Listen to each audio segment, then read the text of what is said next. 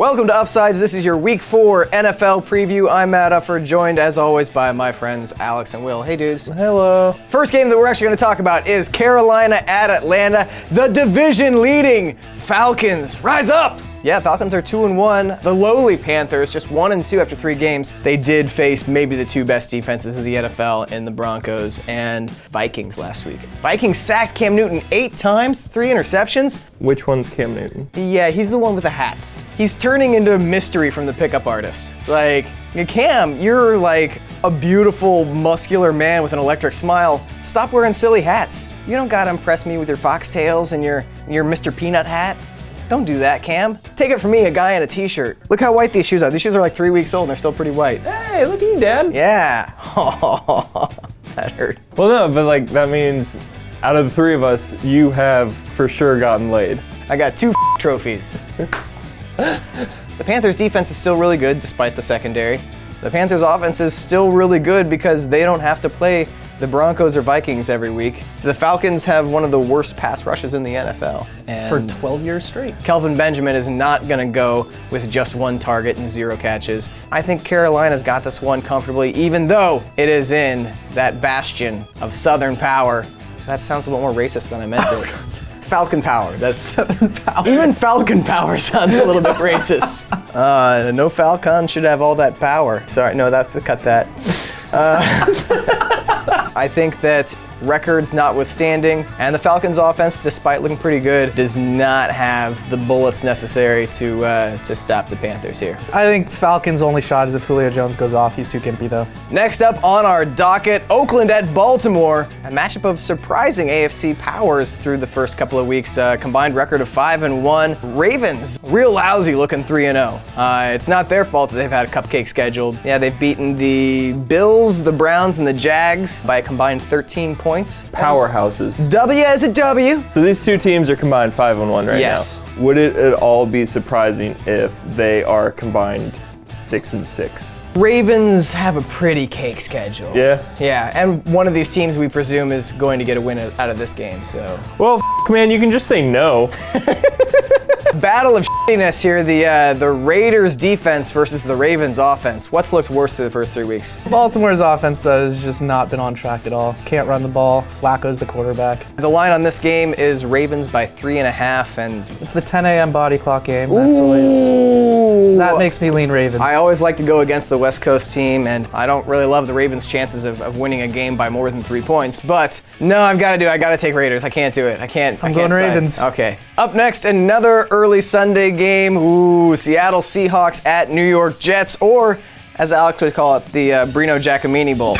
James Carpenter. The James Carpenter No, we Bowl. got a twofer! This is the number 1 pass defense in the NFL going up against a quarterback who just threw 6 interceptions in a single game. Ryan Fitzpatrick, Ryan Six-Pickrick, Ryan Pick-Six-Rick. Fitzmagic still works because magic can go really wrong. That's more than Tom Brady through all of 2010. Aaron Rodgers had a season where he only threw 5. Yeah, his MVP season, 38 touchdowns to 5 interceptions. The best quarterbacks go an entire season without having as many interceptions as Fitzpatrick threw in a single game. And he held out for a bigger contract. The balls on that guy. My joy about watching the Seahawks defense is more than counterbalanced by Russell Wilson's high ankle sprain on his right side and the all-new injury, the left knee MCL sprain that he suffered against the 49ers last week. It looked way worse. It did look awfully bad. When it happened, I saw it and I was just like, that's a season, ACL, it's done. I pulled out the cyanide capsules and was ready to just call it a life. And then he went back out for the next play, and I was like, I jumped back in the window. And your trophies we were watching from the doorway wondering what Daddy was doing. Only I can call them my trophies. Okay, sorry. Jimmy Graham back! He just had a 100-yard game and a touchdown. It doesn't count if it's against the Niners. You don't get to do that. I like this Alex Rubenstein self-loathing Niners fan. That's what Blaine Gabbert will do to you. Seahawks are favored by 1.5 points. Ryan Fitzpatrick, 6 interceptions, now facing the best passing defense in the NFL. He's obviously going to throw 3 touchdowns. It's logic. That's how the NFL works, right? It really is. I think the safer money is on the Jets here. Jets. I say avoid it. There's no way. It's 1.5 points. They're not going to get half a point. It's a very good point, Will.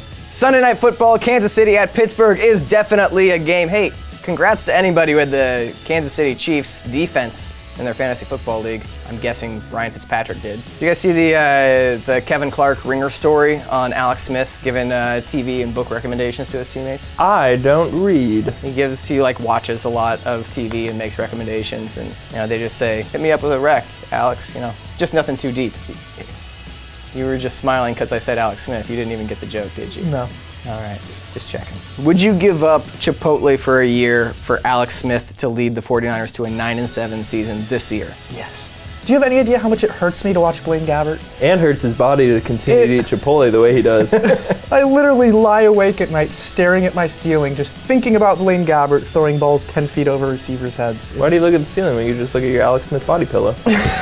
I'm so bored by the Chiefs. I think it's the uniforms. The uniforms, the color scheme is like a fast food joint's. Not to name a specific one. Yeah, McDonald's. McDonald's. It's the Scottish version. What these two teams have in common, two of the worst pass rushes in the NFL. I think the Steelers only have 1 sack on the year. Chiefs only 3 sacks in the year. This is, if you like quarterback pressures, this is not the game for you. Le'Veon Bell back.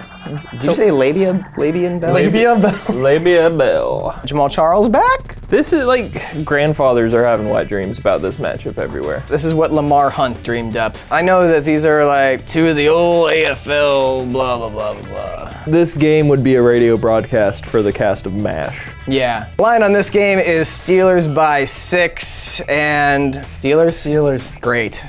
And Monday Night Football, the 2-1 Giants travel to Minnesota to face the undefeated Vikings. Wow, the Vikings are the real deal, huh? They'll come back down to earth. Sam Bradford, despite his week 2 brilliance, I think is going to be an average quarterback. Sam Bradford, what he's asked to do is listen, Sam, we just need you to lead a couple field goal drives. While Blair Walsh is saying, please just get in the end zone. Come on, man, just fucking do me a solid. The defense through 3 weeks, 15 sacks, +8 turnover differential, 3 special teams and defensive touchdowns, 3 offensive touchdowns. I don't think that's sustainable. I think it's sustainable the Vikings not scoring that many offensive touchdowns. Yeah, I was gonna say, is the 3? Yeah. I kind of like that this is a rematch of one of my favorite crappy games of all time. It was 3 years ago, Monday Night Football, when Josh Freeman started for the Vikings against the Giants. Went 20 for 53, 2 weeks after being signed. 20 for 53 for 190 yards, 3.6 yards per attempt. What's the problem? If you get 3.6 yards every pass, it's a first down after. Yeah, and also why are they counting the 30 incompletions? Of course you're not going to get yards on the incompletion. Yeah, it's just so skewed. While we're talking about terrible quarterbacks, Eli Manning, game on the line last week. Just as Joe Buck says, I don't know a team in the league that would want to face Eli in the situation. The very next play, Eli throws a game-sealing interception. In Eli's last 3 games versus Mike Zimmer defenses, he's got 2 touchdowns, 5 picks. That is actually a useful stat, Alex. Thank you. Everything I say is useful. Talk about Ben McAdoo's oversized windbreakers. And also the suit that he's worn before. Oh, at his opening presser?